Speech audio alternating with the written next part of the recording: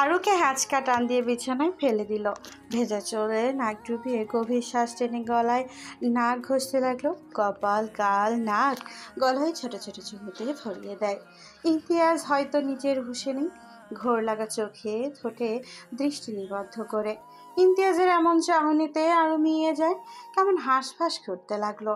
কোনো রকম ধরা গলায় বলল, ইন ইমতিয়াজ। ব্যাস, আর কিছু বলতে পারলো না।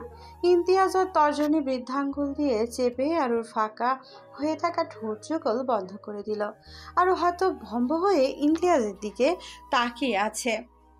এর আগেও ইমতিয়াজের একটু আধটু কাছে এসেছে, কোলে মাথা রেখেছে, কপালে চুমু খেয়েছে, তখন তো এমন লাগেনি। কিন্তু আজ যেন ওই ঘোলাটে চোখে নিজের সর্বনাশ দেখতে পাচ্ছে। ইমতিয়াজের চঞ্চল অস্বাভাবিক চোখের দৃষ্টি এখনও আরুর ঠোঁটে নিবদ্ধ। বৃদ্ধাঙ্গুল দিয়ে ঠোঁটের কোনায় লেগে থাকা পানির ফোঁটাটুকু মুছে দিল। আরও নড়াচড়া বন্ধ করে মূর্তির মতো শুয়ে আছে। ইমতিয়াজ চোখ থেকে নিজের চোখ দৃষ্টি সরায়নি। আজ কেন জানি ওই চোখের ভাষা আরও বুঝতে পারছে না। ইমতিয়াজ অধৈর্য হয়ে আর অধরে নিজের অধর ডুবিয়ে দেয়। অনেকটা সময় পড়িয়ে গেলেও ইমতিয়াজ আরুকে ছাড়লো না, বরং নিজের সাথে আরও মিশিয়ে নেয় মেয়েটাকে। আরুর দম বন্ধ হয়ে যাওয়ার মতো অবস্থা। ছাড়া পাওয়ার জন্য ছটফট করতে লাগলো। ইমতিয়াজ যেন হুঁশে ফিরে আরুকে ছেড়ে দেয়, তবে নিজের থেকে দূরে সরায় না। আরুর কানের কাছে মুখ নিয়ে আস্তে আস্তে বলে, সরি পাখি, কালকের জন্য দুঃখিত। বিশ্বাস করো আমি এমনটা করতে চাইনি, কিন্তু নিজের রাগটাও কন্ট্রোল করতে পারিনি। আর এমন হবে না। আরও কিছু বলল না, হয়তো বলার মতো কিছু খুঁজেও পেল না। একে তো প্রথমবার ওকে এভাবে কাছে টেনে নিল, তার উপর কালকের ঘটনা। ইমতিয়াজের করা কাজও ভুলতে পারছে না। কালকে ঘটে যাওয়া প্রতিটা দৃশ্য চোখের সামনে ভেসে ওঠে। আরও চোখ বন্ধ করে নিল। ওই হিসাবে একদমই ভাবতে চায় না। ইমতিয়াজ আরুর নীরবতার কারণ বুঝলো হয়তো। মেয়েটা কোলে করে নিয়ে নিচে নেমে আসে, পা দিয়ে চেয়ার টেনে বসলো। হাতে টোস্ট করা ব্রেড নিয়ে তাতে এক কামড় বসিয়ে আরুর মুখের সামনে ধরে। আরও চুপচাপ কামড় বসায়। কারো মুখে কোনো কথা নেই। ইমতিয়াজ নিজে খাচ্ছে কম, আরুকে খাওয়াচ্ছে বেশি। বাটি থেকে এক টুকরো আপেল নিয়ে আরুর মুখে তুলে ধরলো। আরও আপেল চিবোতে চিবোতে বলল, আর খাবো না। ইমতিয়াজও আর জোর করে না। ইমতিয়াজ ভাবছে কিভাবে আরুর মন ভালো করা যায়। ও নিজেদের মধ্যে কোনো দূরত্ব চায় না। আরুকে এমন মনমারা হয়ে থাকতে দেখে ইমতিয়াজের ভালো লাগছে না। ইমতিয়াজ অনেক ভেবে ঠিক করলো আরুকে নিয়ে বের হবে। আর এমনিতেও নিজের ব্যস্ততায় মেয়েটাকে নিয়ে কোথাও যাওয়া হয়নি। হুমায়রা, আরু ওর মায়ের সাথে কথা বলছিল। ইমতিয়াজের মুখে নিজের নাম শুনে ওর দিকে দৃষ্টি নিবদ্ধ করলো। মুখে কিছু না বলে মাথা উঁচিয়ে ইশারায় জানতে চাইল। কি? আরুর কাণ্ডে ইমতিয়াজ মৃদু হাসে, তবে কিছু একটা মনে করে তা আবার মিলিয়ে গেল। বাহিরে বের হও। আচ্ছা যান, আমাকে বলে যেতে হবে না। কখন ফিরবেন? বেশি রাত হবে কি? মানে আমি রাতে একা থাকতে পারি না, জানেনই তো। না চাইতেও কথাগুলো বলে ফেলে। প্রথম কথাগুলো একটু জোরে বললেও শেষের কথাগুলো মিনমিন করে বলল। ইমতিয়াজের মিলিয়ে যাওয়া হাসিটা যেন আবার দৃশ্যমান হয়। কিছুটা গম্ভীর স্বরেই বলল, রেডি হয়ে নাও। আমি একা যাচ্ছি, কে বললো তোমাকে? তুমিও যাবে আমার সাথে। আরও কোনো হেলদোল না দেখে আবার বলল, আচ্ছা শোনো, বলছিলাম কি, জি বলুন। ইমতিয়াজের দিকে পূর্ণ দৃষ্টি নিয়ে আরও জিজ্ঞেস করলো। আরও তাকাতে ইমতিয়াজ বোধহয় একটু হিমশিম খেলো। খাওয়ারই কথা। যে মেয়ে আগে ওর দিকে চোখ তুলে তাকাতো না, সেই মেয়ে কিনা ওর চোখে চোখ রেখে কথা বলছে। ভয়টাও পায় না নাকি? একটু আগেও তো মিনমিন করছিল, এখন আবার কি হলো? ইমতিয়াজ একটু থেমেই বলল, শাড়ি পরবে? আরও দৃষ্টি না সরিয়ে বলল, দেখতে পাচ্ছেন না, শাড়ি পরেই তো আছি। আর কি শাড়ি পরবো? ইমতিয়াজ হালকা কেশে গলা পরিষ্কার করে বলল, না মানে বলছিলাম কি, তুমি তো একটু পরে বোরকা পরে প্যাকেট হয়ে যাবে। আজ বোরকা না পরলে হয় না? কি? আরও ইমতিয়াজের দিকে অবিশ্বাস্য দৃষ্টিতে তাকায়।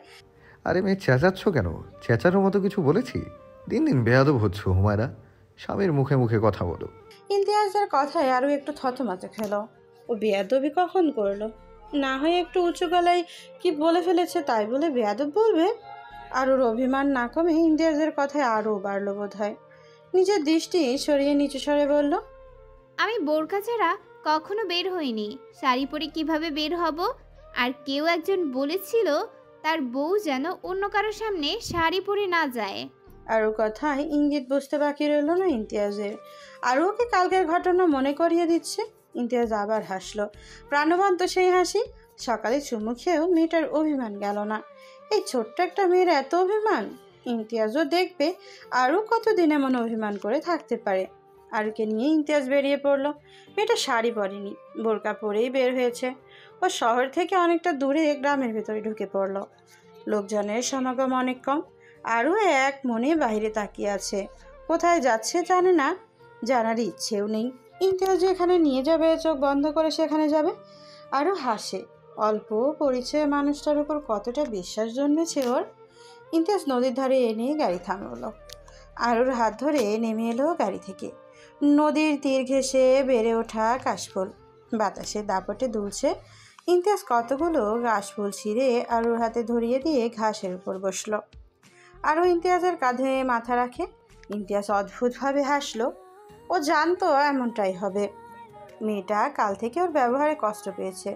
নিজের করা কাজে ইমতিয়াজ অনুতপ্ত। তাই মেয়েটার মন ভালো করার জন্য এমন একটা পরিবেশ নিয়ে এলো। চুমু খেয়ে যে ওর মন ভালো হবে না তাও বোধ হয় আগে থেকেই জানতো। তবে কালকে আরুর এমন রূপ দেখে নিজেকে সামলাতে পারেনি। তাই কালকের ঘটনা ভুলে গিয়ে একটা চুমুই খেয়ে নিয়েছে। ইমতিয়াজও এক হাতে আরুকে জড়িয়ে ধরে। দুজনে নিশ্চুপ হয়ে পরিবেশ উপভোগ করতে লাগলো। নীলচে আকাশে যেন ধীরে ধীরে কমলা বর্ণ ধারণ করছে। সেই কমলা বর্ণের হলদেটে আলো নদীর স্বচ্ছ পানিতে নিজেদের প্রতিচ্ছবি এঁকে দিয়েছে। আকাশে ঝাঁকে ঝাঁকে পাখি উড়ে বেড়াচ্ছে। মনে হচ্ছে কোনো শিল্পকলা যত্ন করে রং তুলি দিয়ে তাদের প্রতিচ্ছবি ফুটিয়ে তুলেছে। শরৎ মানেই প্রকৃতি নিজেকে ভিন্ন সাজে সজ্জিত করবে। শরৎ হলো শুভ্রতার প্রতীক। শরতের স্নিগ্ধতা যেন প্রকৃতি মোহিত করে এই প্রকৃতিতে হারিয়ে যাওয়া মানুষদের। হুমায়রা, হুম। ভালো লাগা আর ভালোবাসার পার্থক্য কি জানো? আরুকে কিছু বলতে না দিয়ে ইমতিয়াজ নিচেই পড়ল। ভালো লাগা হলো সাময়িক মোহ, যেটা সময়ের সাথে কেটে যায়, ম্লান হয়ে আসে সমস্ত অনুভূতি অনুরক্তি। আর ভালোবাসা, যে কারোর জন্য ভালোবাসা আসে না, আর যার জন্য আসে তার জন্য আজন্মকাল এ অনুভূতি রয়ে যায়। সময়ের পরিক্রমায় এ অনুভূতি মিলিয়ে যায় না, বরং হৃদয় জুড়ে আন্দোলন করে বেড়ায়। ভালোবাসার নির্দিষ্ট কোনো বিশ্লেষণ নেই। চাইলেও কিছু শব্দে কয়েক লাইনে তা প্রকাশ করা সম্ভব না। আর যা সংজ্ঞায়িত করা যায়, কয়েক লাইনে প্রকাশ করা যায়, তার যাই হোক ভালোবাসা হতে পারে না। ভালোবাসা কারো গভীর চোখে তাকিয়ে নিজেকে অনুভব করা। ওই চোখে তাকিয়ে গোটা তুমিটাকে দেখতে পাবে। একটা কথা কি জানো, ভালোবাসা সব থেকে বেশি সুন্দর অপ্রকাশ্যে। সকলে তো ভালোবেসে তা প্রকাশ করতে মরিয়া হয়ে ওঠে, অথচ তারা জানে না অপ্রকাশ্য ভালোবাসা ঠিক কতটা সুন্দর। দুজনে দুজনের অনুভূতি সম্পর্কে অবগত, তবুও মুখ ফুটে কিছু বলে না। এর থেকে সুন্দর অনুভূতি আর কি হতে পারে? আপনি আমার ভালো লাগা নাকি ভালোবাসা? সেটা আমি কি করে বলবো বলো? এটা তো তোমার জানার কথা, তাই না? আমি জানি না। কেন জানো না? তোমার কি আরো সময় দরকার নিজের অনুভূতি জানার জন্য? আরু আনমনে হুঁ বলল। পুরো আকাশ কমলা বর্ণে ছেয়ে গেছে। ইমতিয়াজ আকাশের দৃষ্টি রেখে বলল, কালকের জন্য সরি। আরও ইমতিয়াজের দিকে তাকায়। ইমতিয়াজ কেমন মুখ কালো করে রেখেছে। আরও ঠোঁট মোটেও ইমতিয়াজকে এমন অবস্থায় দেখতে ভালো লাগছে না। লোকটার চোখে মুখে অনুশোচনা স্পষ্ট। আরও নিচু স্বরে বলল, কতবার সরি বলবেন? সকালে তো একবার বলেছিলেন। যতক্ষণ না তুমি ক্ষমা করবে। ইমতিয়াজের কথায় আরও অবাক হয়ে বলল, আশ্চর্য, ক্ষমা করার প্রশ্ন কেন আসছে? বিশ্বাস করুন আপনি, আমি রাগ করিনি। তাহলে কি কষ্ট পেয়েছো? ইমতিয়াজের প্রশ্নে আরও কিছু বলল না। কি বলবে? সে সত্যিই কষ্ট পেয়েছে। শুধু আড়ালে দীর্ঘশ্বাস ফেলল। এই মেয়ে, দেখে দৌড়াতে পারো না? আজব তো, আমি দেখেই দৌড়বো না কি না দেখে দৌড়বো তা কি আপনার থেকে জানতে হবে? অবশ্যই জানতে হবে। এভাবে ঝড়ের গতিতে এসে আমার গায়ের উপরে কেন পড়লে? এবার যেন রাহি একটু বিরক্ত হলো। ঝাঁঝালো কণ্ঠে বলল, ইচ্ছে করে পড়িনি, বুঝলেন? আপনি কোনো সিনেমার নায়ক না যে আপনাকে দেখে দৌড়ে আপনার গায়ে ঢলে পড়বো। আচ্ছা বেয়াদব মেয়ে তো তুমি। একে তো দোষ করলে কই সরি বলবে তা না মুখে মুখে তর্ক করছো। বেশ করেছি, বেশি কথা বললে আবার একই কাজ করব। তাই করো দেখি। নেহাত আমি ভদ্র ছেলে বলে তেমন কিছু করছি না। আমার জায়গায় অন্য কোনো ছেলে হলে কি হতো? আবার কি হতো জিজ্ঞেস করছো? থাপড়ে গাল লাল করে ফেলতো। তাই নাকি? আর আমি বুঝি ছেড়ে দিতাম? শোভন রাহির দিকে একটু ঝুঁকে ভ্রু নাচিয়ে বলল। কি করতে? রাহি ভরকে গেলেও স্বাভাবিক গলায় বলল। দিতাম কানের নিচে দুইটা। আমাকে তো চিনে না, থাপ্পড়ে চিনিয়ে দিতাম এই রাহিতা জামান কি চিজ। তাহলে তো তোমাকে বেয়াদব বলে ভুল করিনি। তুমি আজ তো একটা বেয়াদব। আর আপনি কি? হ্যাঁ, চেহারা দেখে ভদ্র মনে হলেও আপনি একটা অসভ্য, যার মধ্যে ভদ্রতার লেশ মাত্র নেই। কি বললে তুমি? অনেকক্ষণ ধরে তোমার ফালতু কথা সহ্য করছি বিধায় ভেবো না মেয়ে বলে ছেড়ে দিব। রাহির একটা ভিংচি কেটে বলল। আমার কোনো শখ নেই আপনার সাথে কথা বলার। নিজেই তো পায়ে পা লাগিয়ে ঝগড়া করছেন। ঝগড়া কোথায় করলাম? হতভম্ব হয়ে জানতে চাইল শোভন। ওদের ঝগড়ার মাঝেই আরও বেরিয়ে এলো। ভেতর থেকে চিৎকার চেঁচামেচি শুনে মূলত বেরিয়েছে আরও পেছনে ছোঁয়া। শান্তাও এলো। ছোঁয়া আর শান্তা অবাক হয়ে একবার বাইরের দিকে তো আরেকবার শোভনের দিকে তাকাচ্ছে। কি হচ্ছে কিছুই বুঝতে পারলো না। এখানে কি হচ্ছে? আরুর কথায় যেন রাহি একটু সাহস পেল। গলা উঁচিয়ে বলল। ভাবি দেখো না, এই লোক অযথাই আমার সাথে ঝগড়া করছে। আরও জানে শোভন অযথা ঝগড়া করার ছেলে না। নিশ্চয় রাহি কিছু করেছে। আরও কিছু বলবে তার আগেই শোভন বলল। এই মেয়ে, অযথা ঝগড়া করছি? তুমি কি করেছো তা বলছো না কেন? কি করেছি? হ্যাঁ, আমি তো ভাবির কাছে যাচ্ছিলাম, মাঝখান দিয়ে আপনি সামনে এসে পড়লেন। আমি সামনে এসেছি নাকি তুমি দৌড়ে আমার? শোভন কিছু একটা ভেবে থতমত খেয়ে গেল। ছোট বোনদের সামনে এইভাবে নিশ্চয়ই গলা ফাটিয়ে এমন কথা বলা যায় না। পরে এই নিয়ে সবাই মজা ওড়াবে। যা ফাজিল সবগুলো। কি হলো ভাইয়া, থেমে গেলে কেন? দুষ্ট হয়েছে ছোঁয়া জিজ্ঞেস করলো। ছোঁয়ার কথায় শোভন একটা ধমক দিয়ে গিয়ে আরুর কথায় চুপ হয়ে গেল। ছোঁয়া এখন শুনতে হবে না, ভিতরে চল। আরু ওদের দিকে তাকিয়ে বলল। রাহি চলো ভিতরে যাই। ভাইয়া তুমিও এসো। ভেতরে গিয়ে সবাই নানা কথায় ব্যস্ত হয়ে পড়ে। রাহি সবাইকে পুরো বাড়িটা ঘুরিয়ে ছাদে নিয়ে গেল। পুরো ছাদ জুড়ে বাহারি রঙের ফুলের গাছ। খালি ছাদটার কোনায় কোনায় গাছে ভরপুর। আরও ইমতিয়াজকে বলে কয়েকদিন আগে গাছগুলো আনিয়েছে। বিভিন্ন মৌসুমের গাছ আছে বিধায় অনেক গাছে ফুল নেই। দিনের অনেকটা সময় আরুর গাছগাছালির পেছনে কেটে যায়। নয়তো আরুর মতো ভীতু মেয়ে এত বড় বাড়িতে এত সময় একা থাকতে পারে? ছোঁয়া এত বড় বাড়ি দেখে রীতিমতো অবাক হয়ে তাকিয়ে আছে। বিয়ের দিন আরুর সাথে ওর বাড়িতে থেকে কেউ আসেনি। আজই প্রথম এলো। আজও আসা হতো না, শুধুমাত্র তৌসিফের পাগলামিতে সবাই এসেছে। বইয়ে মুখ গুজে থাকা শান্ত ছেলেটা হঠাৎ করে অশান্ত হয়ে গিয়েছিল। সকাল সকাল বায়না ধরেছে আরতির কাছে যাবে বলে। প্রথমে কেউ রাজি না হলেও পরে রাজি হয়ে গেল। যেহেতু বিয়ের পর কারোরই এই বাড়িতে আসা হয়নি, তাই ছেলে মেয়েগুলোকে পাঠিয়ে দেয়। সবাই সারা বাড়ি ঘুরে বেড়ালেও তৌসিফ আরুর সাথে রান্নাঘরে বসে আছে। দুজন মানুষের জন্য ভাইয়া এত বড় বাড়ি কেন বানিয়েছেন? ছোঁয়ার অবাকতার লেশ এখনো কাটেনি। মূলত আরও এ বাড়িতে কিভাবে থাকে ভেবে মেয়েটা অবাক হচ্ছে। ছোঁয়ার কথায় রাহি মুচকি এসে বলল। আসলে মামা মামির এমন একটা বাড়ির স্বপ্ন ছিল, তাই ভাইয়া তাদের ইচ্ছে অনুযায়ী এত বড় বাড়ি বানিয়েছে। ও হুম। আচ্ছা, তখন তুমি ভাইয়ার সাথে কি নিয়ে ঝগড়া করছিলে? শান্তার কথায় রাহির হাসিমাখা মুখ নিমেষেই রাগে পরিণত হলো। মিছে হেসে বলল। আরে বলো না, ভাবিকে জড়িয়ে ধরতে গিয়ে। কি? এটা বলো না যে তুমি আরও দিকে জড়িয়ে ধরতে গিয়ে ভুলে ভাইয়াকে জড়িয়ে ধরেছ। ছোঁয়ার কথায় রাহি হতভম্ব হয়ে বলল। আরে না, জড়িয়ে ধরবো কেন? না দেখে দৌড়াতে গিয়ে ওনার উপর পড়ে গিয়েছিলাম, এই যা। রাহির কথায় ওরা দুজন অট্টহাসিতে ফেটে পড়ল। রাহি এবার বুঝল তখন শোভন কেন চুপ হয়ে গিয়েছিল। নিজে বলে এখন নিজেই যেন লজ্জা পাচ্ছে। ছোঁয়া আর শান্তকে দেখে মনে হচ্ছে হাসতে হাসতে মরে যাবে। খাবার টেবিলে বসে শোভন পড়ছে। আরেক চালায় সবাই যে যার মতো বসে পড়ছে, শুধুমাত্র রাহির পাশের চেয়ারটাই খালি। শোভন অনেক কিছু না ভেবে বসে তো পড়লো, কিন্তু এখন মনে হচ্ছে ওর বাসা উচিত হয়নি। ছোঁয়া আর শান্তা ওর দিকে তাকিয়ে মিটমিটিয়ে হাসছে। শোভন প্রথমে ব্যাপারটা খেয়াল না করলেও এখন ঠিক খেয়াল করছে। আর এও বুঝতে পারলো রাহির পাশে বসায় ওরা হাসছে না, ওরা হাসছে অন্য কারণে। আর সেই কারণটা কি বুঝতে বাকি রইল না ওর। মাথা মোটা মেয়েটা নিশ্চয়ই সব বলে দিয়েছে। বুদ্ধি সত্যি বলতে সব গোবর। ছ্যাঃ, কি বলছে, গোবর দিয়েও তো সার হয়। এই মোটা মাথায় মেয়ে তো কোনো কাজেই দেবে না। এই মেয়ে দাঁড়াও, তুমি ছোঁয়া আর শান্তকে কি বলেছ?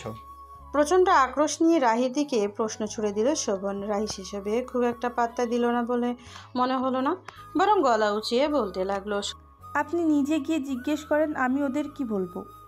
কিছু বলনি বলছ? তাহলে ওরা তখন হাসছিল কেন? আমি কি করে বলবো? তখন ছাদে শুধু আপনার ওপর পড়ে যাওয়ার ব্যাপারটা বলেছিলাম। এখন ওরা যদি ওই বিষয়টাকে কেন্দ্র করে আপনাকে নিয়ে হাসাহাসি করে, তবে আমার কিছু করার নেই। আচ্ছা। শোভনের আচ্ছা বলাটা ঠিক সঠিকভাবে নিতে পারল না রাহি। চোখ ছোট ছোট করে কয়েক পলক তাকিয়ে দ্রুত বসার ঘরে পা বাড়ালো। বাকিরা বসার ঘরেই আছে। দরজায় আরও জায়গায় রাহিকে দেখে রীতিমতো অবাক হয়ে তাকিয়ে রইল ইমতিয়াজ। কেমন অদ্ভুত প্রশ্ন করলো। তুই এইখানে? তোর ভাবি কই? ইমতিয়াজের এমন প্রশ্নে রাহির প্রবল হাসি পেল। না হেসে বলল, একটু মজা নেওয়া যায়। চোখে মুখে গম্ভীরভাবে দৃঢ়ভাবে জবাব দিল, ভাবি তো নেই। নেই মানে? কোথায় গেল? সকালে না দেখে গেলাম। ইমতিয়াজের কথাই এবার রাহি না হেসে পারল না।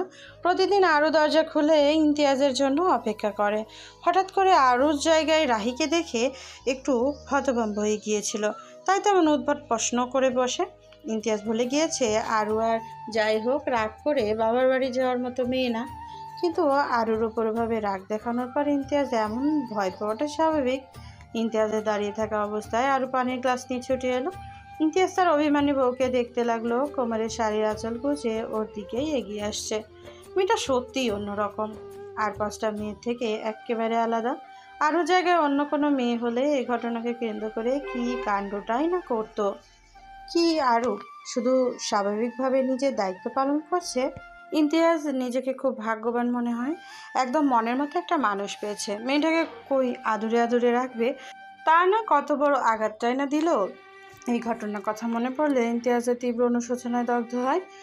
আরও তো কোনো দোষ ছিল না, তাহলে ও কেন নিজের রাগ দমন করতে পারলো না? আরও যতই উপরে উপরে নিজেকে স্বাভাবিক দেখানোর চেষ্টা করুক না কেন, ইমতিয়াজ জানে আরও এটা কষ্ট পেয়েছে। রাহি আরুকে দেখে সরে গেল। আরও ইমতিয়াজকে বাইরে দাঁড়িয়ে থাকতে দেখে অবাক হয়ে জিজ্ঞেস করলো, কি হলো, বাইরে দাঁড়িয়ে আছেন কেন? ইমতিয়াজ ভেতরে এসে এক প্রকার অবাক হয়ে গেল।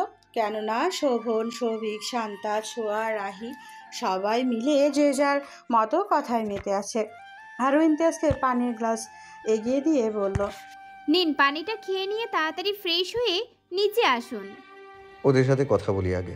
আরও নিচু স্বরে বলল, না, আগে ফ্রেশ হয়ে আসুন, পরে ওদের সাথে কথা বলবেন। ওরা সবাই ওইখানে আছে, চলে যাচ্ছে না। আরও এক পর্যায়ে ঠেলে ঠেলে ইমতিয়াজকে উপরে পাঠিয়ে দিল। ইমতিয়াজ যেন নিজের হতভম্বতা কাটিয়ে ওঠার সুযোগ পাচ্ছে না। আরও তো এমন করে না কখনো। তাহলে আর ওই ঘটনার পর রাগ না করুক, আরও অন্তত উচিত ইমতিয়াজকে এড়িয়ে চলা। তবুও করছে না মেয়েটা, এমন করছে যেন কিছুই হয়নি। আসলেই কি ঘটা করে রাগ অভিমান করার মতো কিছু হয়েছে? হয়নি তো। তাদের মধ্যে তো সব কিছু ঠিকঠাক আছে। কি সুন্দর অবলীলায় একে অন্যের সাথে মানিয়ে নিচ্ছে। প্রতিটি স্বামী স্ত্রীর উচিত একে অপরকে বুঝে চলা। একসঙ্গে চলতে গেলে ঝামেলা হবেই, তাই বলে সেটাকে ধরে বসে থাকতে হবে না। সর্বদা চেষ্টা করতে হবে যাতে সংসারে অশান্তি ঝামেলা না হয়। আর ঝামেলা হলেও সেটা বড় আকার ধারণ করার আগেই মিটিয়ে নিতে হবে। সব থেকে বড় কথা, দুজন দুজনকে বুঝতে হবে। শুধু একজনের বুঝতেই কাজ হবে না। একে অন্যের অসুবিধা সুবিধা, ভালো লাগা মন্দ লাগা সব কিছুই খেয়াল রাখতে হবে। মোট কথা গোটা একটা মানুষকে বুঝতে হবে। ব্যাপারটা কিন্তু মোটেও সহজ নয়। ইমতিয়াজ ফ্রেশ হয়ে আসতেই সকলে ইমতিয়াজকে ঘিরে ধরলো। এই কয়েকদিনে ইমতিয়াজের সাথে সবাই ভালোভাবে মিশে গিয়েছে। রাতের বেলা সবাই মিলে রান্না করার জেদ ধরলো। অবশ্য বুদ্ধিটা ছোঁয়া দিয়েছে। ওরা সংখ্যায় মোটামুটি কয়েকজন। একা হাতে এত মানুষের রান্না করাটা কষ্টকর। তবুও দুপুরবেলা আরও একা হাতেই সব কাজ করেছে। ওরা সাহায্য করতে চাইলে আরও করতে দেয়নি। তৌসিফ শুধু দাঁড়িয়ে দাঁড়িয়ে আরুকে সঙ্গ দিয়েছিল। এই যা, আরও রান্না জানলেও শাহানা কখনো আরুকে তেমন রান্না করতে দেয়নি। তিনি থাকতে তার আদরের মেয়ে কেন রান্না করবে? আরও মাঝে মধ্যে মেয়ের নিষেধাজ্ঞা অমান্য করে টুকটাক কিছু কাজ করত, এই যা। কিন্তু এত মানুষের রান্না কখনো একা হাতে করা হয়নি। তাই তো আরুর কষ্ট লাঘব করার জন্য সবার এই সিদ্ধান্ত। আরুকে জোর করে বের করে দিয়েছে, নিজেরা রান্নাঘর দখল করে নিয়েছে। যেহেতু রাতের খাবার, তাই সবাই মিলে নুডলস আর হালকা পাতলা ভাজা পোড়া করার কথা ভেবে যে যার মতো কাজে লেগে গেল। তবে শোভন পড়েছে মাইনকা চেপায়। ওকে পেঁয়াজ কাটার দায়িত্ব দেওয়া হয়েছে। বেচারা কোনো দিন রান্নাঘরের ধারে কাছেও যায়নি, আর তাকে কিনা সবাই এইভাবে জব্দ করছে। শোভন একে একে কাজে ব্যস্ত থাকা 3 রমণীর দিকে তাকালো। তারা যে ইচ্ছে করে ওরাকে সাহেস্তা করার জন্য এই কাজ দিয়েছে তা বেশ বুঝতে পারছে। কোনো রকম চোখে পানি ফেলে নিজের কাজ সম্পন্ন করলো। শোভনের এই অবস্থা দেখে রাহিত হেসে কুটি কুটি। শোভন কয়েকবার চোখ রাঙালেও কাজ হয়নি। অবশেষে বহু যুদ্ধ করে রান্না শেষ করলো। ওদের হাব ভাব দেখে মনে হচ্ছে ওরা অসাধ্য সাধন করে ফেলেছে। রান্নাঘরের অবস্থা বেহাল। আরও দেখার আগে সব কিছু গুছিয়ে নেয়। নুডলস থেকে শুরু করে ভাজা পোড়া সবাই ভালো হয়েছে। সবাই তো খুশিতে আটখানা। আরুকে নিয়ে ইমতিয়াজ বারান্দায় বসে আছে। বসে আছে বললে ভুল হবে, আরু বসে আছে আর ইমতিয়াজ ওর কোলে মাথা রেখে শুয়ে আছে। আরু আকাশ দেখছে আর ইমতিয়াজের মাথায় হাত বুলিয়ে দিচ্ছে। হুমেরা, আমাকে কি ক্ষমা করা যায় না? তোমায় কি খুব বেশি কষ্ট দিয়েছি? আমি কষ্ট পাইনি। বারবার ক্ষমা চেয়ে কেন নিজেকে ছোট করছেন? নিজেকে ছোট কোথায় করা হচ্ছে? তুমি ভুল করলে কি আমার কাছে ক্ষমা চাইবে না? তখন কি তোমার নিজেকে ছোট করা হবে? বা এইটা মনে হবে যে তুমি আমার কাছে বারবার ক্ষমা চেয়ে নিজেকে ছোট করছো? আমি তেমনটা বলিনি। তাহলে তোমায় আমি কষ্ট দিয়েছি, অথচ তুমি আমায় ভালো মন্দ কিছু বলনি পর্যন্ত। খুব স্বাভাবিক আচরণ করছো। তবে কি আমার অস্বাভাবিক আচরণ করা উচিত? প্রশ্নবিদ্ধ চাহনিতে ইমতিয়াজের দিকে তাকালো আরু। আরও চাহনি দেখে ইমতিয়াজ হাসলো, আলতো হেসে বলল, অস্বাভাবিক আচরণ কেন করবে? আমায় ক্ষমা করো, তাহলেই হবে। সত্যি বলছি, আমি কষ্ট পাইনি। কষ্ট পাওনি বলছো? আরও মাথা নাড়িয়ে হ্যাঁ বোঝালো, সে কষ্ট পায়নি। আমি কেন বিশ্বাস করব তুমি সত্যি বলছো? এমনও তো হতে পারে আমি যেন নিজেকে অপরাধী না ভাবি, সেজন্য মিথ্যা বলছো। কি করতে হবে? আরুর প্রশ্নে ইমতিয়াজ অদ্ভুতভাবে হাসলো, একদম স্বাভাবিক কণ্ঠে বলল। চুমু খাও। ইমতিয়াজের কথায় আরুর চলতি হাত থেমে গেল। ইমতিয়াজ সময় ব্যয় করলো না, মুহূর্তে উঠে আরুকে নিজের কোলে নিয়ে ওর ঠোঁটের ভাঁজে নিজের ঠোঁট মিলিয়ে দেয়। সময়টা অক্টোবরের মাঝামাঝি। সকাল থেকে আবহাওয়া কেমন গোমড় ভাব। হয়তো আরুর মতো তাদের মন খারাপ। একটু কিছু হলেই ভীষণ বর্ষণ হবে। আরও টেবিলে মাথা ঠেকিয়ে বসে আছে। সামনের অবহেলায় পড়ে আছে বই, সেই দিকে তার ধ্যান নেই। বিয়ের পর আরও একেবারে ভার্সিটিতে যাওয়া হয় না। কিছুদিন পর পরীক্ষা, এখন না পড়লেই নয়। তাই তো বই নিয়ে বসেছিল, কিন্তু পড়া আর হলো কই। 1 পাতা 2 পাতা করে পরপর অনেক পাতা উল্টাতে থাকলো। পড়াটরাও হলো না। হবে কি করে? আরও তো পড়া লাটে উঠিয়ে ইমতিয়াজের ভাবনায় মাত্র। আরও কিছু ভালো লাগছে না। আজ 3 দিন হলো ইমতিয়াজ বাড়িতে নেই। পুরো বাড়িতে আরও একা। 3টে দিন আরও কিভাবে কাটিয়েছে আরও জানে। আরুর অস্থিরতা যেন ক্ষণে ক্ষণে বাড়ছে। ইমতিয়াজকে ছাড়া আজকাল কিছু ভালো লাগে না। বিয়ের প্রতি যে মেয়েটার অনীহা ছিল, সে এখন রীতিমতো নিজের বৈধ প্রেমিক পুরুষকে চোখে হারায়। সন্ধে হতে না হতে আকাশে কালো মেঘ জমা হলো, অচিরেই সব কিছু অন্ধকারে ছেয়ে যায়। আরও বারান্দায় দাঁড়িয়ে ইমতিয়াজের কথা ভাবছে আর রহস্যে ঘেরা আকাশে অবলোকন করছে। ঝলমলে রোদ উজ্জ্বল আকাশে আজ আরুর হাতছানি দিচ্ছে। বরং আরও ছোট মনে ভয় ঢুকিয়ে দিল আরুর। এমন মনে হচ্ছে বাবার বাড়িতে না গিয়ে সে অনেক বড় ভুল করেছে। এতটা আবেগী হওয়া উচিত হয়নি। এখন কিভাবে থাকবে ভয় করছে ভীষণ। আরুর ভাবনার মাঝে হুট করে ঝুম বৃষ্টি নেমে এলো। উপভোগ করার মতো পরিবেশ হলেও আরুর কাছে ভয়ঙ্কর ঠেকলো এই ঝড়ো হাওয়া। ইমতিয়াজের কাজ শেষ হওয়ায় বাড়ি ফেরার কথা চিন্তা করলো, কারণ এখানে থেকে লাভ নাই। আরুর কথা মনে পড়ছে, মেয়েটা নিশ্চয়ই ওর উপর অভিমান করে আছে এই কয়েকদিন যোগাযোগ না করায়। ইমতিয়াজ যে ইচ্ছে করে যোগাযোগ করেনি তা না, এই কয়েকদিন অনেক ব্যস্ত সময় পার করেছে, কথা বলার সুযোগ করে উঠতে পারেনি। আবার একদিকে বলতে গেলে ইচ্ছে করেই কথা বলেনি। মেয়েটার অভিমানী মুখ দেখার আশায় আরও নিশ্চয়ই ইমতিয়াজকে দেখে চমকে যাবে। ইতিমধ্যে 7টা বেজে গিয়েছে, আর দেরি করা ঠিক হবে না। ইমতিয়াজ ড্রাইভ করা শুরু করলো। যেহেতু কবে আসবে তার ঠিক নেই, তাই আর সাথে করে ড্রাইভার নেননি। বাইরের আবহাওয়া খুব একটা ভালো না, বৃষ্টির ঝাপটায় ঠিকভাবে ড্রাইভও করা যাচ্ছে না, পুরো রাস্তা ফাঁকা। হঠাৎ 2-1টা গাড়ি খুব দ্রুত পাশ কাটিয়ে চলে যাচ্ছে। ইমতিয়াজ গাড়ির স্পিড বাড়িয়ে দিল, তবে বৃষ্টির প্রকোপে খুব একটা জোরে চালাতে পারছে না। আগে যে গতি কিছুটা কমিয়ে আনে, নয়তো বৃষ্টির যে প্রকোপ, এই বৃষ্টিতে স্পিডে গাড়ি চালানোর দুর্ঘটনার কবলে পড়তে হবে তা নিশ্চিত। ইমতিয়াজ ভাবছে আরুকে কি আর আসার কথা জানবে নাকি সারপ্রাইজ দিবে। সারপ্রাইজ দিলে ব্যাপারটা মন্দ হয় না, বউকে একটু আধটু সারপ্রাইজ দেওয়াই উচিত। ঘন্টা দেড়েক বাদে বৃষ্টির দাপট কিছুটা কমে আসে, তবে থামেনি। ইমতিয়াজ হাত ঘড়িতে সময় দেখে নিল, রাতে 11টা ছুঁই ছুঁই। ইমতিয়াজ ভাবছে এত রাতে আরুদের বাড়িতে যাওয়া ঠিক হবে না, ওর নিজের এলাকায় যেতে আরও ঘন্টা 3 সময় লাগবে, আবার আরুদের বাড়িতে যেতে 2 ঘন্টার মতো। এত রাতে না যাওয়াই ভালো। আরুকে সারপ্রাইজ দেওয়ার কথা আপাতত ঝেড়ে ফেললো, কাল সকালে না হয় মেয়েটাকে চমকে দেওয়া যাবে।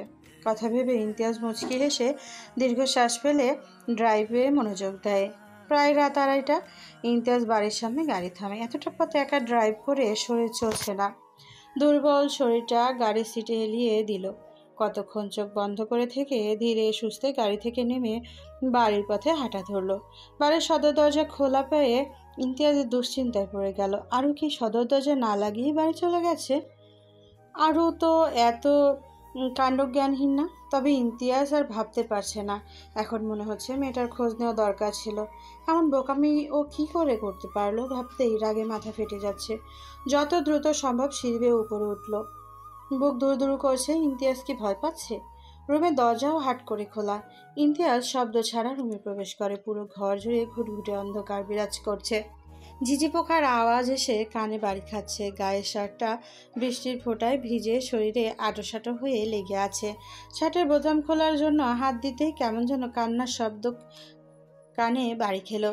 বৃষ্টির শব্দ আর কান্নার শব্দ একসঙ্গে কেমন অদ্ভুত শোনাচ্ছে। ইমতিয়াজ হঠাৎ করে আরুর কথা মাথায় এলো। এতক্ষণ কেন ওর কথা মাথায় আসেনি? সদর দরজা খোলা পেয়ে ওর বোঝা উচিত ছিল মেয়েটা বাড়িতে যায়নি। ভাবতেই রাগ যেন আরও বেড়ে গেল।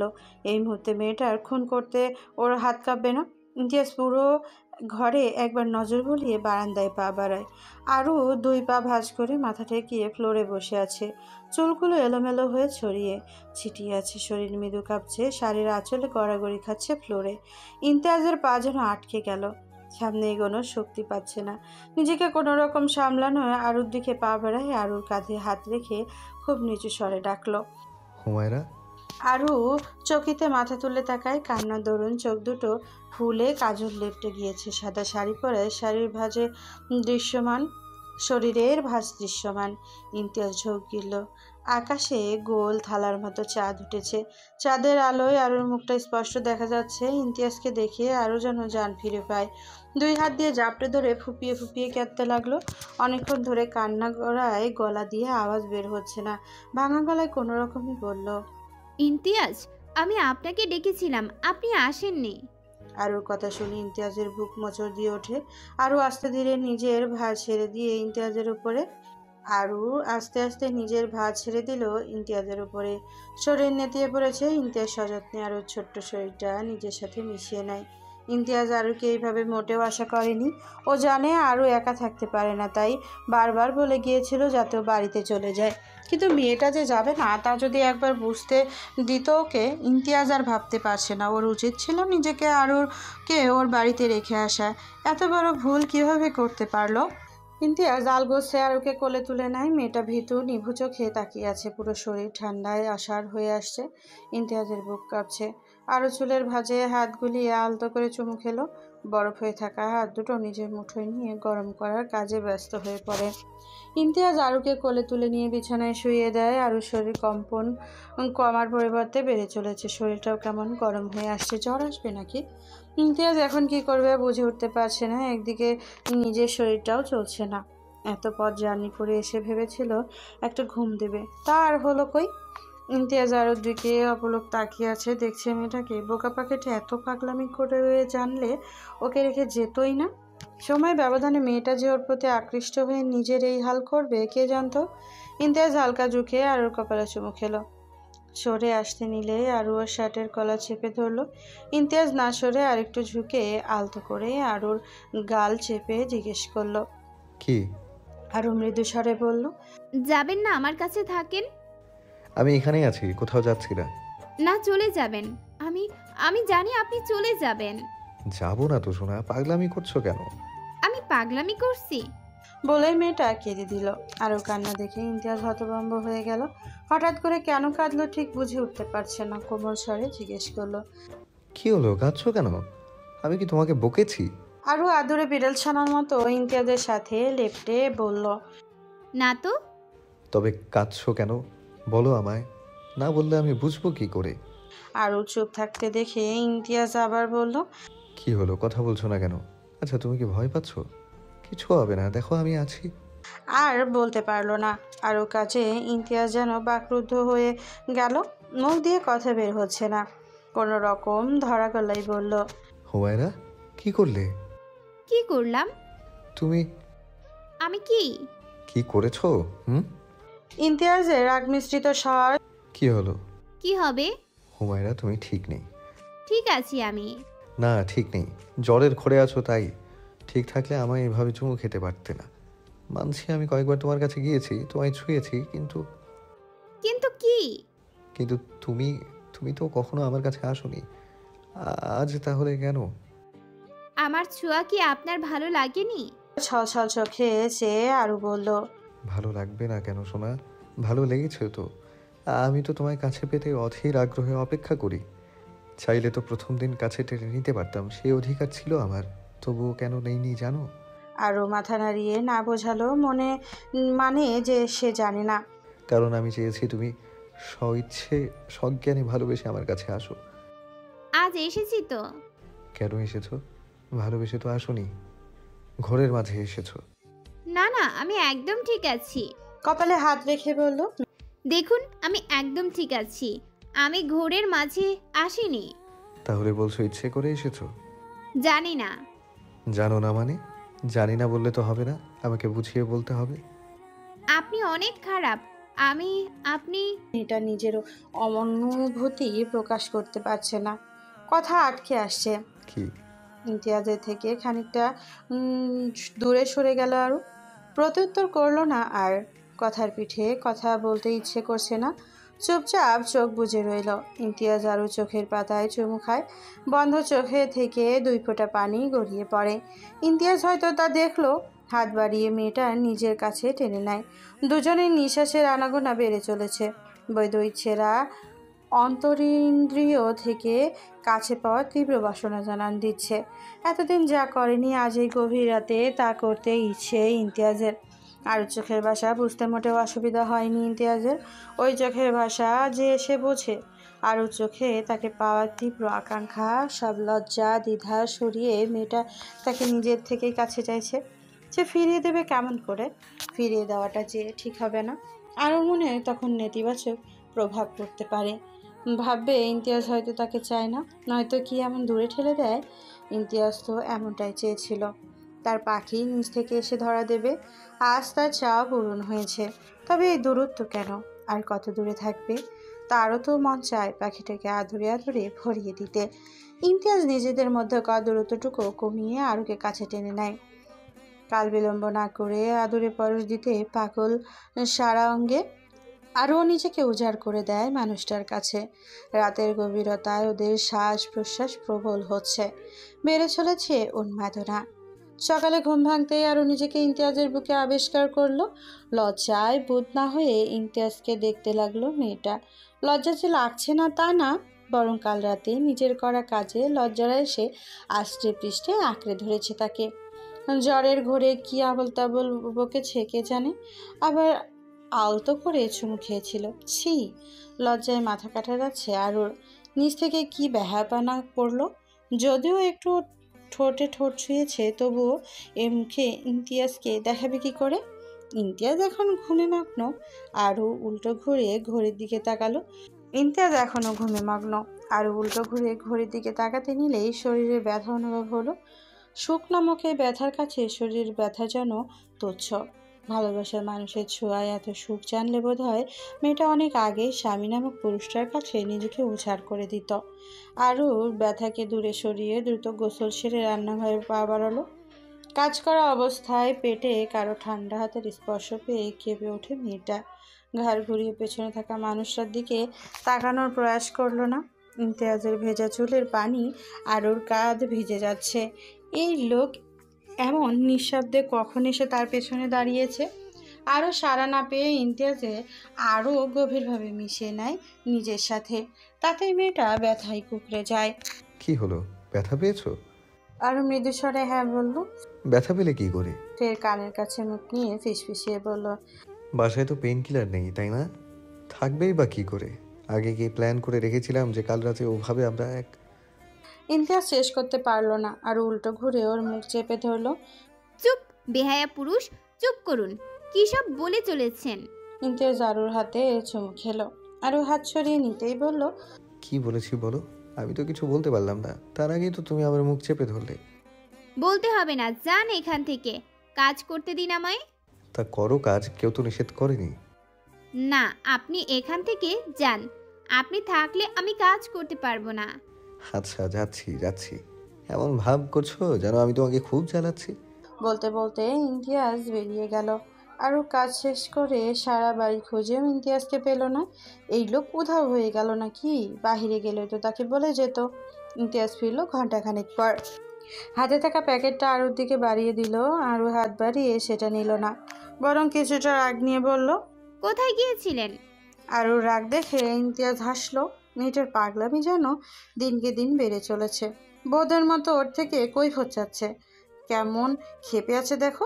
ইমতিয়াজ ভাবলো উল্টাপাল্টা কিছু বলে আর রাগানো ঠিক হবে না। হাতের প্যাকেটটা নেড়ে চেড়ে বলল, এটা আনতে গিয়েছিলাম। আমায় বলে যাবেন না? আরুর কথা ইমতিয়াজ বুঝলো মেয়েটারকে বলে যাওয়া উচিত ছিল।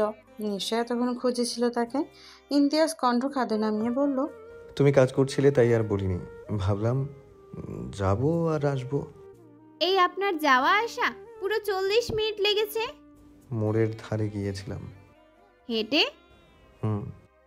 গাড়ি নিয়ে যেতেন, হেঁটে কেন গেলেন? আর এতটাও ব্যথা করছে না, এত দূর গিয়ে ঔষধ আনার কোনো মানে ছিল না। মানে ছিল না কি তা তোমার না বুঝলেও চলবে। আমার জন্য তোমার এই অবস্থা। আপনি? কোনো কথা না হুমায়রা, চুপচাপ আগে নাস্তা করে নাও, ওষুধটা খেতে হবে। খাইয়ে দিব? আরুকে না খেয়ে খাবার নাড়াচাড়া করতে দেখে ইমতিয়াজ বলল, খাইয়ে দিব? আরও কোনো ভ্রণিতা ছাড়াই মাথা নাড়িয়ে হ্যাঁ বোঝালো। ইমতিয়াজ আরুকে খাইয়ে দিয়ে পেইন কিলারটাও খাইয়ে দিল। মায়াকুঞ্জ বাড়িটা কুমিল্লার একদম শেষ মাথায় হওয়ায় আশেপাশে তেমন একটা দোকান নেই। সব দোকান মেইন রাস্তায়। আরুর জন্য ইমতিয়াজ এত দূর হেঁটে গিয়েছে ভাবতেই আরুর সুখ সুখ লাগছে। এমন একটা জীবনসঙ্গী পাওয়া নিজেকে ভাগ্যবতী নারী মনে হয়। নারী তো। বয়স 20-এর কোঠায় না পড়লেও নিজেকে এখন পূর্ণাঙ্গ বিবাহিতা নারী মনে হয়। ইনশিয়া, মাকে জ্বালাতন কেন করছো? মাম্মামকে জ্বালাতন করছি না তো বাবাই, আমি তো মাম্মামকে আদর দিচ্ছি। তাই আমার সোনাটা তার মাম্মাকে আদর দিচ্ছে? হুম। আচ্ছা, হয়েছে আদর দেয়া। এখন চলো আমরা বাইরে যাই, মাম্মাম রেস্ট নেবে। সোনা, চলো আমরা তাপ্পির কাছে যাই। ইমতিয়াজ মেয়ের সামনে বসে পড়ল। তুমি না বাবার গুড গার্ল, বাবার কথা সব শুনে। ইনশিয়া মাথা উপর নিচ করে বোঝালো সে গুড গার্ল। বাবার সব কথা শুনে। তাহলে বাবার কথা শুনছো না কেন? বললাম না মাম্মাম অসুস্থ, চলো আমরা তাপ্পির কাছে যাই। তাপ্পি বউ সেজে বসে আছে তোমাকে দেখবে বলে। তুমি দেখবে না? না, দেব না, আমি ভাইয়ের কাছে যাব। ইমতিয়াজ মেয়ের পাগলামি দেখে হাসলো। তুমি দুষ্টুমি করলে তো ভাই আসবে না সোনা। আমি দুষ্টুমি করছি না তো বাবাই, তুমি ভাইকে বলো না আসতে। বলবো তো, তুমি আমার কথা শোনো। আমার কথা শুনলে আমি বলবো ভাই যেন তাড়াতাড়ি চলে আসে। সত্যি বলছো বাবাই? হ্যাঁ মামুনি, বাবাই কি কখনো তার সোনাটাকে মিথ্যে বলেছে বলো? না, বলিনি তো। তাহলে চলো এখন। দাঁড়াও, আবার কি? মামাকে আদর দিয়ে আসি। একটু আগে না দিলে? ওটা তো মামামকে দিয়েছি, এবার ভাইকে দেব। বলেই ঘুমন্ত আরুর পেটে চুমু খেলো। ইমতিয়াজ আর আরুর একমাত্র রাজকন্যা ইনসি আরু। ছোট্ট মেয়েটা যেই না শুনেছে তার একটা খেলার সঙ্গী আসবে, সেই থেকে সব ছেড়ে ছুড়ে মায়ের কাছে বসে আছে। অথচ সারা দিন তার দেখা পাওয়া যায় না। সারা বাড়ি টই টই করে ঘুরে বেড়াবে। আজ রাহিয়া শোভনের বিয়ে। দীর্ঘ 5 বছর প্রণয়ের পর আজ তার পূর্ণতা পেতে চলেছে। তাদের প্রথমবার দেখা হয়েছে অযথা ঝগড়াকে কেন্দ্র করে। সেই থেকে কিভাবে প্রেম হলো তা কারো জানা নেই। হুট করে শোভন একদিন বলে উঠলো সে বিয়ে করবে। পরিবারের সবাই তো মহা খুশি। বয়স তো কম হলো না, ছেলেকে এতদিন ধরে বিয়ের কথা বলছে, অথচ তার একটাই কথা, সে এখন বিয়ে করবে না। এখন সেই ছেলে কিনা নিজে বিয়ে কথা বলছে। সবাই খুশিতে পারে না এখনই বিয়ে দিয়ে দিতে। মেয়েকে জানতে চাইলে শোভন যখন রাহের কথা বলে তখন সবাই অবাক হলেও কেউ আর আপত্তি করেননি। তবে ওদের কথা শুনে ছোঁয়া আর শান্তা যেন এক প্রকার শখ খেলো। এ দুটোর যেন দেখা হতো, দুজন তো ঝগড়া করেই কুল পেত না, তাহলে প্রেম হলো কখন? তার থেকে বড় কথা, এত বছর ধরে তাদের ভাই তাদের অগোচরে প্রেম করে গেল আর তারা তা ঘুণাক্ষরেও টের পেল না। কিভাবে কি হলো? হাজার চেষ্টা করেও জানতে পারলো না কেউ। শুধু এটুকু জানতে পেরেছে প্রেমের প্রস্তাব নাকি শোভন দিয়েছিল। রাহির সাথে ঝগড়া করলেও শোভন ছেলে হিসেবে খারাপ না। তার থেকে বড় কথা, রাহির মতো একটা মেয়ের জন্য শোভনই ঠিক আছে। আজ শোভন আর রাহির গায়ে হলুদ ছিল। কে কোন পক্ষে হয়ে বিয়েতে উপস্থিত হবে সেই নিয়ে আরু আর ইমতিয়াজ ঝামেলায় পড়ে গেল। আরুকে কনেপক্ষ আর ইমতিয়াজকে বরপক্ষের হয়ে বিয়েতে উপস্থিত হতে হবে সেই সিদ্ধান্ত নেওয়া হয় অবশেষে। বউ চলে যাবে তা তো ইমতিয়াজ হতে দিবে না, তাই অনেক ভেবেচিন্তে আরুকে নিজের কাছে কিভাবে রাখবে তার পরিকল্পনা সেরে নেয়। ইমতিয়াজ নিজের সিদ্ধান্ত সবাইকে জানাতেই কেউ যে দ্বিমত পোষণ করেনি তা না, বড়রা এই প্রস্তাব শুনেই নাকচ করে দিয়েছে। তাদের একটাই কথা, নিজেদের বাড়ি থাকতে মেয়ের শ্বশুর বাড়িতে কেন ছেলের বিয়ের আয়োজন করবে? লোক সমাজ বলতে কিছু আছে, সমাজের মানুষ একটা ভালো চোখে দেখবে না। ইমতিয়াজের এক মুহূর্তের জন্য শ্বশুরবাড়ির লোকদের চরম শত্রু মনে হলো, যারা কিনা তার বাচ্চার মাকে তার থেকে আলাদা করার চেষ্টা করছে। ইমতিয়াজ কী করবে আর ভেবে পেল না। নিজেকে কেমন অসহায় লাগছে। শালাশালি বোন, এমনকি তার বউও যে তার বিরোধিতা করবে তা সে ভাবেনি। সবাই যখন তার বিপক্ষে চলে গেল তখন ইমতিয়াজ একটা কঠিন সিদ্ধান্ত নেয়, যে করে হোক বউকে তার কাছে রাখতে হবে। তখন না হয় আরুকে তাকে ছাড়া বাবার বাড়ি যাওয়ার তো দুঃসাহসিক কাজ করার শাস্তি দেবে। ইমতিয়াজ সকলকে সাপ সাপ জানিয়ে দিল, মায়াকুঞ্জে বিয়ে না হলে এ বিয়েই হবে না, সে তার বোনকে দিবে না। ইমতিয়াজের কাজকর্মে সবাই যেন হতভম্ব। ইমতিয়াজ যে এমন একটা কথা বলবে তা কেউ ভাবেইনি। অবশেষে অনেক কাঠ খড় পুড়িয়ে সকলকে রাজি করানো গেল। সকালে রাজি হতে বেচারা ইমতিয়াজ হাঁপ ছেড়ে বাঁচে। আরেকটু হলে বউয়ের অভাবে মরে যেত। কখন যে এতটা বউ পাগল হয়ে গেল তা বুঝে উঠতে পারল না। তবে সে না বুঝলেও তার কাজে সকলে বোধহয় বুঝতে বাকি নেই, তাই তো রাজি হয়েছে। সারাদিন কাজ করে আরও ক্লান্ত শরীর বিছানায় এলিয়ে দিল। এমনই দরজা লাগানোর শব্দ পেয়ে চকিতে মাথা তুলে তাকায় ইমতিয়াজ। দরজা আটকে আরুর দিকে এগিয়ে আসছে। ইমতিয়াজকে দেখে আরুর মুখে হাসি ফুটে উঠলেও বেশিক্ষণ তা টিকল না। ইমতিয়াজ ঝুঁকে আরুর গাল চেপে ধরে। আরু শান্ত চোখে ইমতিয়াজের দিকে তাকায়। ইমতিয়াজ যেন আরুর দৃষ্টি দেখেও দেখল না। খানিকটা চাপ প্রয়োগ করে হিসিয়ে বলল, কি বউ আমাকে ছেড়ে চলে যাবে? খুব শখ না ভাইয়ের বিয়ে খাওয়ার? তা দেখলে তো আমি কি করলাম। ইমতিয়াজ চারণ, ব্যথা পাচ্ছি। ব্যথা পাওয়ার জন্যই তো ধরেছি। তখন বাবার বাড়ি যাওয়ার কথা শুনে না করনি কেন? আরু হেসে উঠল। ইমতিয়াজও হাসলো, ঠোঁটে আলতো চুমু খেয়ে বলল, বউ ছাড়া আমি অসহায়, তা জেনেও আমার বউটা ইচ্ছে করে এমন করছে, তাই না? এখন যে স্বামীর মিষ্টি শাস্তি ভোগ করতে হবে। কি শোনা, তুমি প্রস্তুত তো? আরও চোখে হাসল।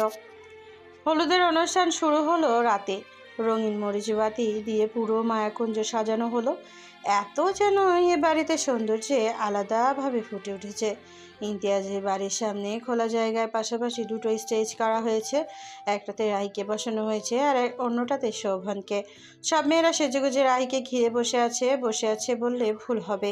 ওরা সবাই প্ল্যান করেছে কাল কিভাবে বরের পকেট খালি করা যায়। আর অন্যদিকে বেচারা ছেলেরা খেটে মরছে। কিছুক্ষণের মধ্যে হলুদের অনুষ্ঠান শুরু হবে, কিন্তু ইমতিয়াজ আর আরও এখনও আসেনি। ওরা এলেই হলুদের পর্ব শুরু হবে। সবাই যেন ব্যস্ত। তখন আরও ইমতিয়াজ এলো। ইনচিয়াকে কোলে নিয়ে এক হাত দিয়ে আরুর হাত ধরে হেঁটে আসছে। সকলে ওদের দিকে মুগ্ধ নয়নে চেয়ে আছে। অসম্ভব রকমের সুন্দর লাগছে ওদের তিনজনকে। আরু আর ইমতিয়াজ ম্যাচিং ড্রেস পরেছে। আরুর গায়ে কলাপাতা রঙের শাড়ি, ইমতিয়াজের গায়েও একই রঙের পাঞ্জাবি, আর ইনচিয়াকে হালকা পিঙ্ক কালারের বারবিডের ড্রেস পরিয়ে একদম বারবি সাজিয়ে তুলেছে। তাতেই যেন সবার মুগ্ধতার শেষ নেই। আরুর জ্ঞান ফিরতে মনে হলো কেউ তাকে পেছন থেকে ধরে নীরবে চোখের পানি ফেলছে। আরও অবাক হলো না, সে জানতো এমনটাই হবে। 7 বছর আগে করা পাগলামি চোখের সামনে ভেসে উঠতেই আরও চোখ বন্ধ করে নেয়। বিয়ের 6 মাস যেতেই আরও নিজের মাঝে অস্বাভাবিক কিছু পরিবর্তন লক্ষ্য করে। বিষয়টা আন্দাজ করতে খুব বেশি অসুবিধা হলো না। এত সতর্কতা অবলম্বন করার পরেও কীভাবে প্রেগনেন্ট হলো তাই মাথায় এলো না। ইমতিয়াজও কিছুটা দুশ্চিন্তায় পড়ে গেল। এত দুশ্চিন্তার মাঝেও নতুন প্রাণটার কথা ভাবতেই দুজনের হৃদয় জুড়ে খেলে গেল অদ্ভুত এক সুখকর অনুভূতি। ছোট ছোট হাত পা নেড়ে আধো আধো বুলিতে কখন বাবা মা ডাকবে সেই অপেক্ষার প্রহর গুনতে লাগলো আরও ইমতিয়াজ। তবে তাদের অপেক্ষার প্রহর শেষ করে ছোট্ট প্রাণটা আর দেখা দিল না। যেমন অনাকাঙ্ক্ষিতভাবে এসেছিল তেমন অনাকাঙ্ক্ষিতভাবেই বিদায় নেয়। আর ওর প্রেগনেন্সির পর ওর বাবা মা এসেছিল মেয়েকে সাথে করে নিয়ে যেতে। তাদের একমাত্র মেয়েটা কিনা মা হবে, তারা নানা নানি হবে, তাতে যেন তাদের খুশির অন্ত নেই। তারা তাদের সাথে আরুকে নিয়ে যাবে বলে জানায়। যেহেতু এই বাড়িতে আরুকে দেখার মতো কেউ নেই, তাই তাদের কাছে মেয়ে নিয়ে যাবে। আর তাছাড়া মেয়েরা প্রথমবার মা হলে সাধারণত বাবার বাড়িতেই থাকে। আরুকে ছাড়া থাকতে হবে শুনে ইমতিয়াজের খারাপ লাগলেও পরে ভাবলো ঠিকই তো, এখানে তো কেউ নেই, আর ইমতিয়াজও আরুর সঠিকভাবে দেখাশোনা করতে পারবে না। তার চেয়ে বরং শ্বশুরবাড়িতে পাঠিয়ে দিলেই ভালো হবে। তবে আরও বেঁকে বসলো, ও কিছুতেই বাবার বাড়ি যাবে না, ইমতিয়াজের কাছে থাকবে। ভাবা যায় যে মেয়ে বাবা মা ছাড়া কিছুই বুঝতো না, সে এখন বাবার বাড়ি যেতে চাইছে না। আরুকে বুঝিয়েও রাজি করানো গেল না। তার একটাই কথা, সে যেমন প্রথমবার মা হচ্ছে, ইমতিয়াজও প্রথমবারের মতো বাবা হবে। আরও এই সুন্দর মুহূর্তটা থেকে ইমতিয়াজকে বঞ্চিত করতে চায় না। ও চায় ওর মতো ইমতিয়াজও যেন প্রতিটা মুহূর্ত নিজের চোখে দেখে উপভোগ করতে পারে। অবশেষে আরুর জেদের কাছে হার মেনে সকলে ও সিদ্ধান্ত মেনে নেয়। তবে শাহানা কয়েকদিন থেকে গেল। যেহেতু কামরুজ্জামান একা, ওনার খাওয়া দাওয়ার তেমন সমস্যা না হলেও ওনাকে তো আর একা রাখা যায় না, তাই তিনি সপ্তাহখানেক থেকে চলে গেলেন। চোখের পলকে যেন কয়েক মাস কেটে গেল। আগের থেকে আরুর স্বাস্থ্য অনেকটা বেড়েছে। আগের উজ্জ্বলতাও চোখে পড়ার মতো। মানুষ বলে না প্রেগনেন্সির সময় নাকি মেয়েদের শরীর নষ্ট হয়ে যায়, সৌন্দর্যটাও নাকি মিলিয়ে যায়। কই, আরও সৌন্দর্যটা যেন দিন দিন বেড়েই চলেছে। ইমতিয়াজ তো মুগ্ধ নয়নে তার বউয়ের দিকে তাকিয়ে থাকে। ইমতিয়াজ তো ভেবেছিল এখন বাচ্চা না নিলেই ভালো হতো।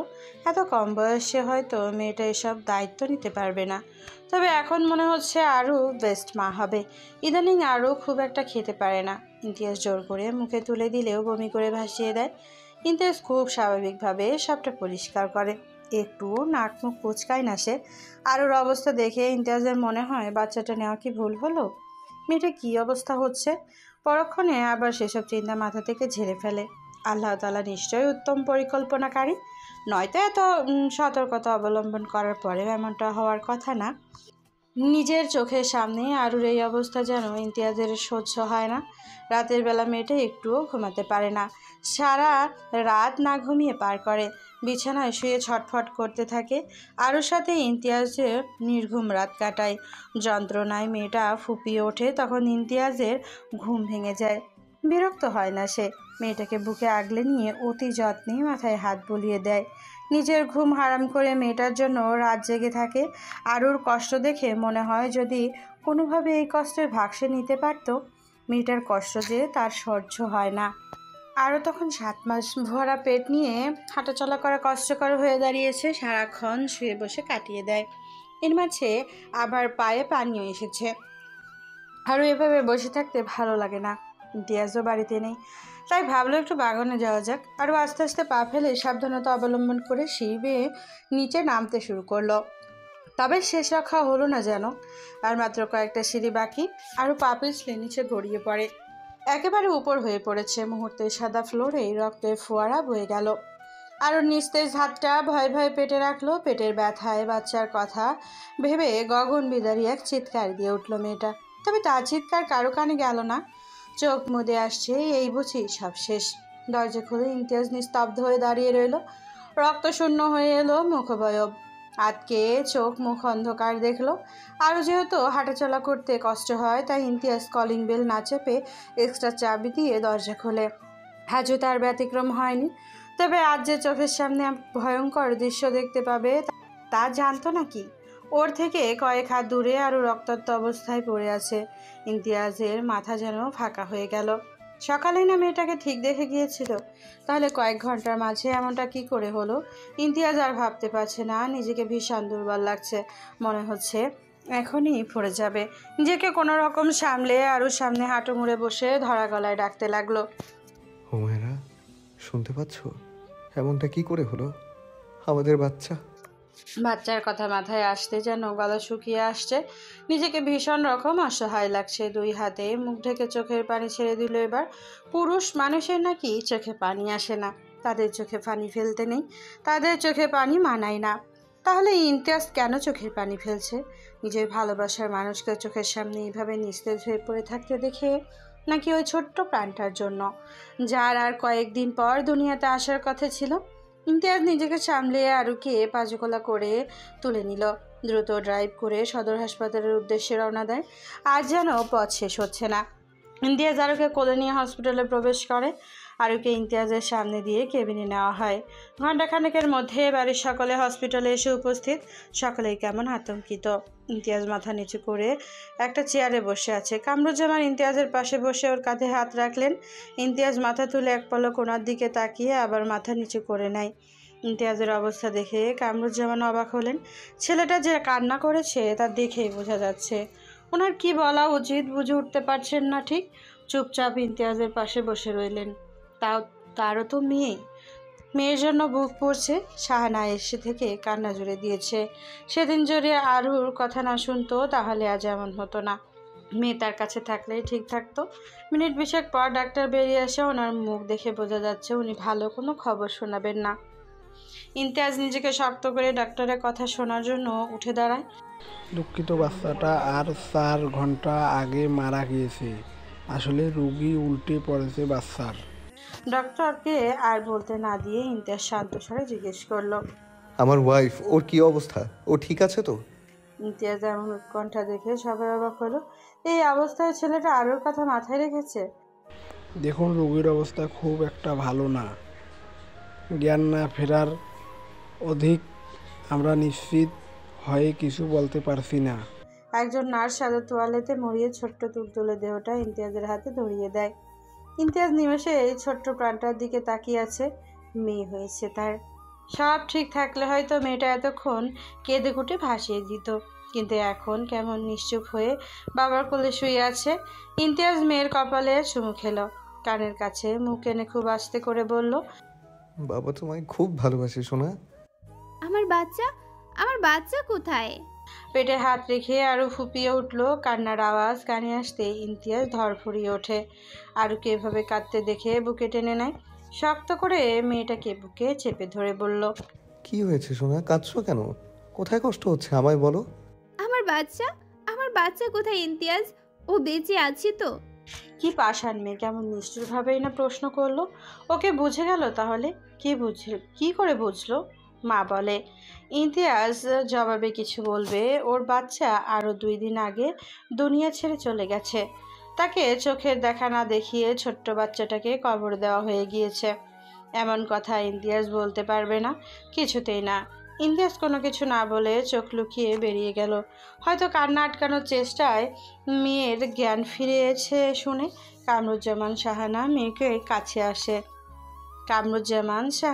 কাছে আসে আর ওর বাবা মাকে দেখে শান্ত হয়ে গেল একেবারে। ধীর আওয়াজে বলল, বাবা আমি বাড়ি যাব। উনি কোথায়? ওনাকে বলো আমায় বাড়ি নিয়ে যেতে। মেয়ের মুখে এমন কথা শুনে ওনারা অবাক হলেন। ওনারা তো ভেবেছিলেন মেয়েকে কিভাবে সামলাবেন। বাচ্চার কথা জিজ্ঞেস করলেই বা কী জবাব দেবে। কি আরও তো বাচ্চার কথা জিজ্ঞেসই করলো না। এই অবস্থায় মেয়েকে একা ছাড়ার কথাও ভাবেনি তারা। ভেবেছিল মেয়েকে নিজেদের কাছে নিয়ে রাখবে, কিন্তু মেয়ে তো তার স্বামীর সাথে থাকতে চাইছে। সব ফর্মালিটি শেষ করে আরুকে বাড়ি নিয়ে আসা হলো। যদিও ডাক্তার আরও একদিন রাখতে চেয়েছিল, কিন্তু আরও কিছুতেই থাকবে না।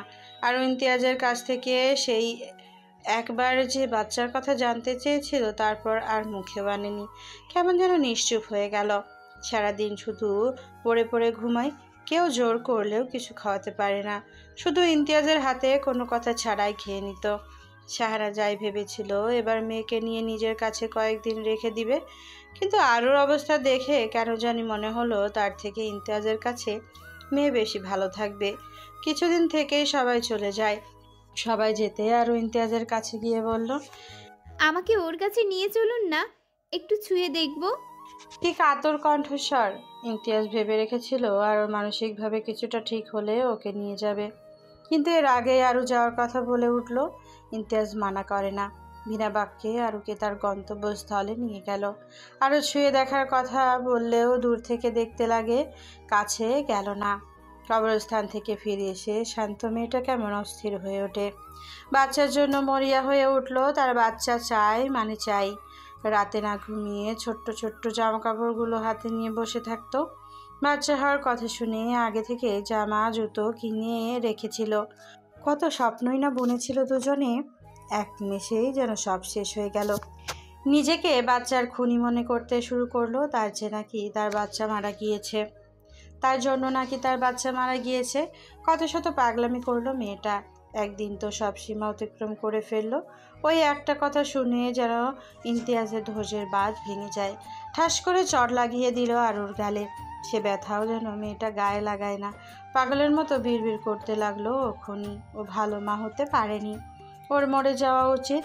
ইমতিয়াজ মেয়েটাকে বুকে আগলে নেয়, কপালের সাথে কপাল ঠেকিয়ে ধীর কণ্ঠে বলে, তোমার কোনো দোষ নেই জান। এমন পাগলামি কেন করছো? তুমি না আমার লক্ষ্মী বউ। এমন করতে নেই। বাঁচা মরা তো আল্লাহর হাতে, তাই না? উনি যেমন দিয়েছেন তেমনি নিয়ে গিয়েছেন। নিজেকে দোষী কেন ভাবছো? তোমার বাচ্চা লাগবে তাই তো? আমরা আবার বেবি নেব, ঠিক আছে? তবে তার জন্য তোমাকে আবার আগের মতো লক্ষ্মী মেয়ে হয়ে যেতে হবে। এমন পাগলামি করা যাবে না। থাপ্পড় দেওয়া গালটায় হাত বুলাতে বুলাতে জিজ্ঞেস করে, বেশি ব্যথা পেয়েছো? না। তোমার ওইসব কথা শুনে রাগ উঠে গিয়েছিল। কি করে মারা যাওয়ার কথা বলতে পারলে? আমার কথা একবারও ভাবলে না? তুমি ছাড়া আমার কে আছে? তোমাকে ছাড়া আমি নিজেকেও ভাবতে পারি না। নিজের অস্তিত্বের বিলীন হওয়ার কথা শুনে রাগ ধরে রাখতে পারলাম না। এমন কথা কেন বললে? আমি ওভাবে বলতে চাইনি আসলে। থাক, আর বলতে হবে না, অনেক রাত হয়েছে। চলো খেয়ে নেবে, আজ সারাদিন কিছু খাওনি। আস্তে আস্তে আরও আবার আগের মতো হতে থাকে। ইমতিয়াজের সাহায্যে একদম স্বাভাবিক জীবনে ফিরে এলো। এর মাঝে বুঝতে পারলো সে দ্বিতীয়বারের মতো মা হতে চলেছে। আরও খুশি হলেও কেমন ভয়ে ভয়ে আছে। আগের বারের মতো হবে না তো? আগের বারের মতো মাকে ফাঁকি দিয়ে চলে যাবে না তো? তবে এবার আগের বারের মতো কিছু হলো না, বরং ওদের দুনিয়ায় পরিপূর্ণ করে ইনশিয়া এলো। আগের কথা মনে পড়লে আরুর এখনও গা শিউরে ওঠে। ওই অদেখা প্রাণটাও আরও এখনও ভুলতে পারে না, যার অস্তিত্ব নিজের মধ্যে লালন করেছিল, যার আসার জন্য প্রতি মুহূর্ত অধীর আগ্রহে অপেক্ষা করছিল, যার মাধ্যমে প্রথম মা হওয়ার অনুভূতি অনুভব করেছিল। তাকে কি আদৌ ভুলে যাওয়া যায়? সম্ভব? সম্ভব না তো। আরও চোখের পানি মুছে ইমতিয়াজের দিকে ফিরতে চাইল, তবে পারল না। ইমতিয়াজ খুব শক্ত করে জড়িয়ে ধরেছে, যেন ছেড়ে দিলেই হারিয়ে যাবে। আরও নিজেকে ছাড়াতে ব্যর্থ, ক্লান্ত গলায় বলল, কি হলো, মেরে ফেলবেন নাকি? এমন করে ধরে আছেন কেন? আরও ইমতিয়াজের সারা শব্দ না পেয়ে অবাক হলো। ও তো ভেবেছিল মরার কথা শুনে হয়তো ইমতিয়াজ ওকে ধমকে ছেড়ে দিবে। 2-4টা কড়া কথা শোনাবে, কিন্তু এমন কিছু হলো না। আরও বুঝলো ওর এই কথা বলা উচিত হয়নি। আরও নিজেকে ছাড়িয়ে ইমতিয়াজের দিকে ফিরে চাইলো, গালে হাত রেখে বলল, দেখি তাকান আমার দিকে। এত বড় লোক যে রাতের আধারে বউকে জড়িয়ে ধরে কাঁদে, তা কি লোক জানে? ইমতিয়াজের জবাব না পেয়ে আরও আবার বলল। আপনি খুশি হননি ইমতিয়াজ? আরুর প্রশ্নে ইমতিয়াজ অবাক না হয়ে পারল না। এমনি কি ভাবছে সে খুশি হয়নি? তোমার কি মনে হয় আমি খুশি হইনি? তাহলে তখন কাঁদছিলেন কেন? আমি ভয় পেয়ে গিয়েছিলাম, তখন হঠাৎ করে জ্ঞান হারালে তাই। হলুদ অনুষ্ঠানে যখন সকলে নাচে ব্যস্ত, তখন আরও ইমতিয়াজের ওপর ঢলে পড়ে। ইমতিয়াজ শক্ত করে মেয়েটাকে আগলে নেয়। পুরো অনুষ্ঠান বাড়ি মুহূর্তে নিস্তব্ধতায় ছেয়ে গেল। অনুষ্ঠান ছেড়ে সবাই আরুকে নিয়ে ব্যস্ত হয়ে পড়ে। ডাক্তার আরুকে চেক আপ করে বলে, কংগ্রাচুলেশন, আপনি বাবা হতে যাচ্ছেন। একটা খুশির মাঝে যেন আরেকটা খুশির বার্তা এলো। সকলে একে একে রুম থেকে বেরিয়ে যায়। সকলে যেতেই ইমতিয়াজ আটকে রাখা শ্বাস টানল। নিজের শরীর এখনও মৃদু কম্পন অনুভব করছে। চুপচাপ মেয়েটাকে জড়িয়ে ধরে। রাহি আর শোভনের বিয়েটা খুব জাঁকজমকের সঙ্গে শেষ হলো। সারা বাড়িতে মানুষের সমাগম। সকলে ঘুমিয়ে পড়লেও ইমতিয়াজ আরুকে কোলে নিয়ে ছাদে চলে গেল। আরও দোলনায় বসিয়ে দিয়ে কোমর জড়িয়ে ওর কোলে মাথা রেখে শুয়ে পড়ে। শাড়ির আঁচল সরিয়ে পেটে চুমু খেলো। ঠোঁট নাড়িয়ে মৃদু স্বরে বলতে লাগলো, আমার সোনা বাচ্চা, তুমি আসবে শুনে কতটা খুশি হয়েছি তুমি জানো না। তাড়াতাড়ি চলে এসো কেমন? আমার ইনসিয়া সোনা তোমার অপেক্ষায় আছে। বলেই আবার চুমু খেলো। আরও ইমতিয়াজের চুল খামচে ধরে। বিয়ের এত বছর পরেও ইমতিয়াজের ছোঁয়ায় মেয়েটা প্রথমবারের মতো মিলিয়ে যায়। শরীর জুড়ে আলোড়ন সৃষ্টি করে। ইমতিয়াজ আকাশের দিকে তাকালো। আকাশে আজ গোল থালার মতো চাঁদ উঠেছে। চাঁদের আলোয় আরুর মুখটা কেমন মোহাচ্ছন্ন লাগছে। ইমতিয়াজ পলক না ফেলে আরুর দিকে দেখতে লাগলো। মেয়েটার চোখে মুখে অদ্ভুত এক মায়া রয়েছে, যা তাকে ক্ষণে ক্ষণে ওর দিকে টানে। বিয়ের 7টা বছর যেন চোখের পলকে কেটে গেল। এই মেয়েটা ওর জীবনে এসেছে 7 বছর হয়ে গেল। মনেই হয় না, অথচ আজও কেউ কাউকে মুখ ফুটে ভালোবাসি কথাটি বলেনি। নিজের সত্তায় যার বাস, তাকে মুখে কেন ভালোবাসি বলতে হবে? কিছু অনুভূতি অনুভব করাই সুন্দর। থাক না অপ্রকাশিত কিছু কথা, যতনে নিভৃতে সেই অনুভূতি রেখে দেবে মনের কোঠায়। সমাপ্ত।